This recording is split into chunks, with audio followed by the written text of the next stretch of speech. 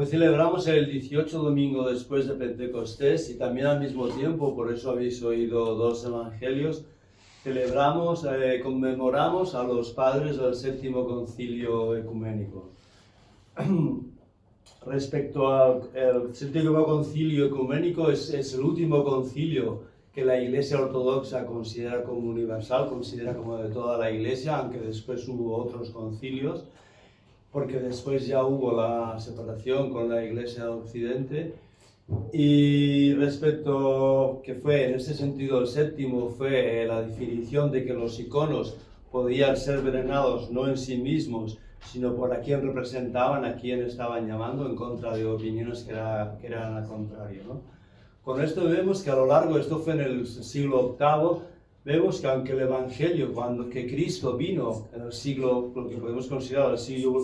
I de nuestra era, pasaron 8 años para que a lo que estaba, dijéramos, como en simiente, a veces no explicitado de una manera clara en el Evangelio, aunque sí que ya estaba incluido en él, pues poco a poco, a lo largo de la vida de la Iglesia, de estos siglos, se fuera como explicitando la Iglesia misma, la parte humana de la Iglesia, fuera tomando conciencia más clara y sobre todo apartando de sí todo lo que podía ser una interpretación meramente humana y no de inspiración divina. Y esto después, por ejemplo, en el siglo ya XIV también hubo pues una polémica con el qué quería decir la gracia divina, la Laudati, ¿no? Y fue un San Gregorio Palamas que explicitó también, defendió la postura de la Iglesia Ortodoxa, también frente a una postura que cuando vemos estas cosas no tenemos que pensar solamente que esto son cosas de la historia. Todas las herejías que hubo a lo largo de la historia de la Iglesia, todos estos pensamientos muchas veces también están en nosotros, porque el hombre siempre intenta poner sus propias ideas, su propia mentalidad terrestre, finita, después de la caída, en la concepción del Evangelio, en la concepción de las cosas divinas. Es a través de esta historia que vemos cómo la Iglesia, a través de muchas vicisitudes, muchas veces, el Espíritu Santo ha impuesto su verdad sobre el total de la Iglesia por encima de pensamientos humanos, a veces también de intereses políticos o geopolíticos, y al final lo que ha salido a reducir y ha quedado como establecido es la fe pura tal como conocemos. Y con esto no tenemos que pensar tampoco que eso ya ha quedado establecido para siempre. La humanidad en el camino de cada uno de nosotros y la humanidad y la Iglesia, porque la Iglesia somos todos los hombres que tenemos que acabar siendo el cuerpo de Cristo, del cual la cabeza es Cristo, ¿no? Aunque tenemos como una evolución, el hombre siempre va descubriendo cosas, siempre en su aplicación a nuestra vida real. Si vemos la historia de la humanidad y la historia del cristianismo, ha habido siempre ir poniendo luces más allá de lo que en principio muchas veces estaba en la oscuridad. Por otro lado, hoy es el 18 domingo de Pentecostés y hemos escuchado el suceso de la pesca milagrosa de las barcas de Pedro y de los hijos de Zebedeo. De este episodio yo quisiera solamente remarcar dos cosas. Una es, y siempre pensando en cómo podemos esto aplicarnos a nuestra propia vida, ¿no? Vemos que los apóstoles, que eran todos pescadores, habían estado toda la noche intentando pescar, afanándose por ganarse la vida, y todo había acabado en fracaso, no habían pescado ningún pescado, sus trabajos no habían tenido fruto. Y es entonces cuando a una palabra de Cristo, y esto es muy importante, Pedro, aunque él es profesional, dijéramos, él puede saber mucho de pesca, piensa que quizás lo que dice Cristo desde un punto de vista, dijéramos, puramente técnico, es absurdo, cree en él, tiene fe en él y tira las redes allí donde Cristo le ha indicado. En la versión en catalana dice en otro lado, en la versión rusa creo que dice en un sitio más profundo, Y entonces es cuando se produce esta pesca milagrosa, que no solamente la barca de Pedro, sino otra barca tiene que venir a ayudarlos. Y en este sentido es importante que nosotros tengamos obediencia y escucha primero y después obediencia a lo que Dios nos puede indicar a cada uno de nosotros en nuestra vida. Muchas veces pasa en nuestra vida que a través de las dificultades, a través del sufrimiento, Dios nos habla,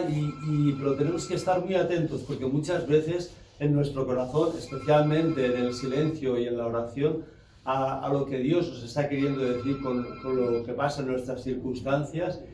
y una vez pensemos que Dios nos está indicando por un camino, pese a todas las dificultades, pese a todos nuestros pensamientos humanos, como podía tener Pedro en este momento, obedecer a Dios, tener confianza en Él. Y es entonces cuando todos los esfuerzos humanos han fracasado, es cuando, que por la gracia de Dios, las cosas dan fruto de una manera, como en el caso de la pesca, mucho más allá muchas veces de lo que nosotros esperamos.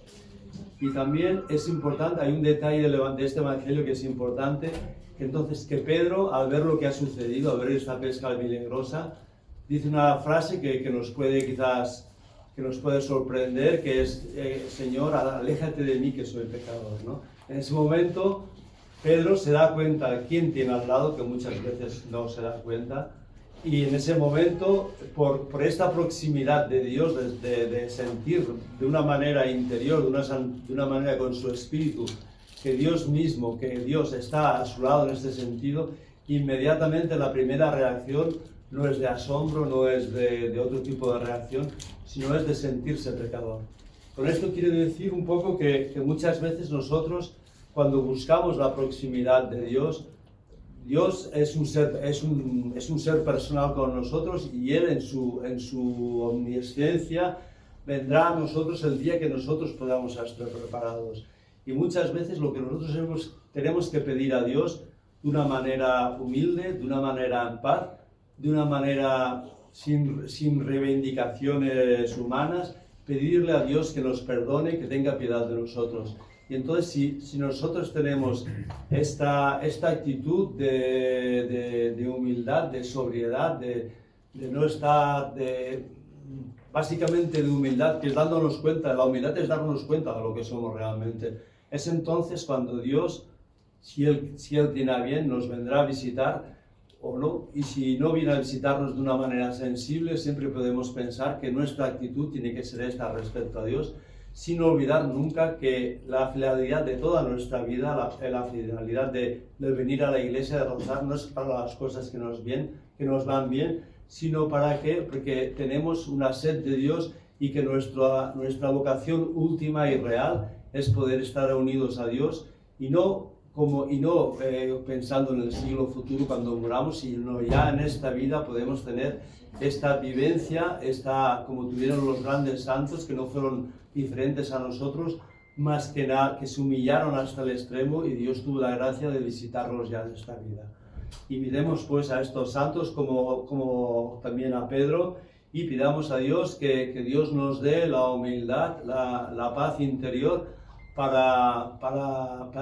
rezarle a Él, para querer vivir con Él, y también, como en el Evangelio de hoy, para el momento a veces en que nuestra vida, que los apóstoles en ese momento pues estaban llenos de peces, su reacción fue dejarlo todo, dejar todos estos bienes terrestres, y poner como primera idea en su vida, como primer objetivo, el seguir a Cristo. Nosotros no tenemos por qué dejar nuestros trabajos, cada uno tiene su vocación en esta vida, su rol a realizar, pero sí que en nuestro interior tenemos que conservar, aunque la vida nos vaya bien, tener esta idea de que lo principal es seguir los pasos de Jesús y vivir nuestra vida a la luz de sus palabras y de su Evangelio. Que así sea, en el nombre del Padre, y del Hijo, y del Espíritu Santo. Amén.